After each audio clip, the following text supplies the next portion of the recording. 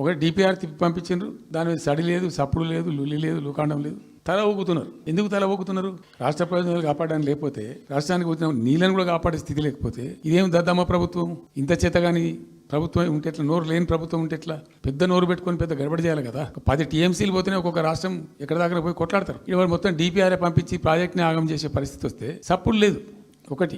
రెండవది, ఇప్పుడు ఏం చేసిండ్రు? ఇరిగేషన్ మంత్రి లెటర్ రాసిండు. వాడు చెప్పిండా చెప్పలేదా భగవంతుని గారికి 45 టీఎంసీలు ఇవ్వండి మాకు అనుమతి అని చెప్పి. ఎట్లా రాస్తావు నాకు అర్థం కాదు. ఏ ముఖం పెట్టుకుని రాస్తావు? ఇదో ప్రభుత్వమా? అంటే ఉన్నది ఉన్న వస్త్రానికి పోతే అనవస్త్రం పోయింది అన్నట్టు ఉన్నది కూడా కొట్టుకుంటారు ఎవడన్నా. ఎవరైనా నీళ్ళు అవి ఆల్రెడీ బచావ్ ట్రిబ్యునల్ తీర్మానంలో ఇచ్చింది. దాన్ని కర్ణాటక వాడుతుంది, అటు మహారాష్ట్ర వాడుతుంది. వాళ్ళ లెక్కల్లో చూపెడుతున్నారు వాళ్ళు. ఆల్మట్టి డ్యాంలో వినియోగంలో చూపెడుతున్నారు వాళ్ళు. మాకు వచ్చిన 21 టీఎంసీ మేము ఇక్కడ వాడుతున్నామని. ఆ 2 ఎగువ రాష్ట్రాలు వాడుతుంటే ఇక్కడ వచ్చి మనకు వచ్చినటువంటిది బాజాప్తా, అది కూడా ట్రిబ్యునలే కదా, బచావత్ కూడా ట్రిబ్యునలే కదా. ఆ ట్రిబ్యునల్ తీర్పు ద్వారా వచ్చిన 45 టీఎంసీలను ఎందుకు ఆపుతున్నావు ఇప్పుడు? ఇది రాష్ట్ర ప్రభుత్వమా? అసలు ప్రభుత్వం ఉందా? నిద్రపోతున్నారా?